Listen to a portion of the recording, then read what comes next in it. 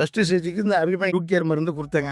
பிரமாதமாக root care மருந்து அருமையாக வேலை செய்யுதுங்க. அதுலேருந்து ஒரு 45 நாள் கழிச்சு பூ எடுக்கிறதுக்கு ஆர்கானிக்ஸில் FL77 என்பிஓபி ஐஎம் பெப்பரிங் சொல்லி கொடுத்தாங்க. இதில் கொஞ்சம் லேசாக எதாவது பண்ணாங்க வந்துட்டோம்னா பூச்சி வரல. ஆக்சிலேட்டர் நல்லா பண்ணுதுங்க. பூ நிறையா ஆக்சிலேட்டர் பண்ணுது. குளோரோஃபில் கண்டெக்ட் இருக்கிறதுனால இன்புட் ஃப்ரூட் குவாலிட்டி கொஞ்சம் பிரமாதமாக இருக்கும்.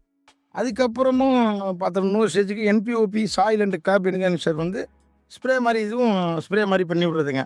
பூச்சி இது ஓரளவு இதுவும் கண்ட்ரோல் பண்ணுங்க. இந்த அபிமன் ஆர்பிஎஸ் மருந்தை பொறுத்த வரைக்கும் காய் நல்லா ஊட்டமாக இருக்குது.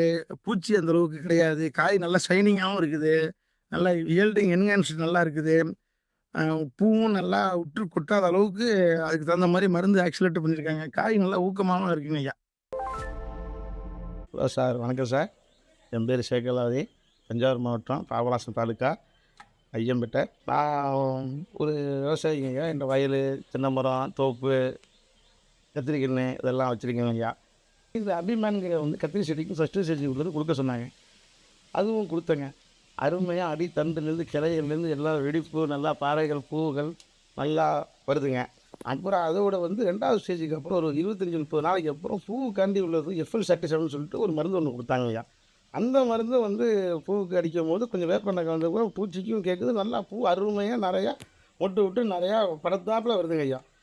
அதே மாதிரி மருந்துக்கும் கட்டுப்படுத்துது. ஆர்பிஎக்ஸ் சாயில் கிராப் என்ஹான்சர் கொடுத்துருக்காங்க ஐயா. அதுவும் நல்லா தரமாக இருக்குங்க ஐயா. இதுவும் ஸ்ப்ரே பண்ணுறதுங்க. FL77 ஏபி சர்க்கம் ஸ்ப்ரே பண்ணுறதுங்க. இது மட்டும் தாங்க கீழே தண்ணியில் கொடுக்குறதுங்க. அடிவேரில் அபிமன்கிறது மட்டும். பாக்கி இந்த 2ம் வந்து ஸ்ப்ரே பண்ணுறதுங்க. இந்த அபிமன் ஆர்பிஎஸ் மருந்தை பொறுத்த வரைக்கும் காய் நல்லா ஊட்டமாக இருக்குது. பூச்சி அந்த அளவுக்கு கிடையாது. காய் நல்லா ஷைனிங்காகவும் இருக்குது. நல்லா ஈல்டிங் என்ஹான்ஸ்டு நல்லா இருக்குது. பூவும் நல்லா உற்று கொட்டாத அளவுக்கு அதுக்கு தகுந்த மாதிரி மருந்து ஆக்சிலேட் பண்ணியிருக்காங்க. காய் நல்லா ஊக்கமாகவும் இருக்குங்க ஐயா. இது வந்து இந்த காப்பு வந்து 6 மாதம் கழிச்சு இது 2வது காப்புங்க ஐயா.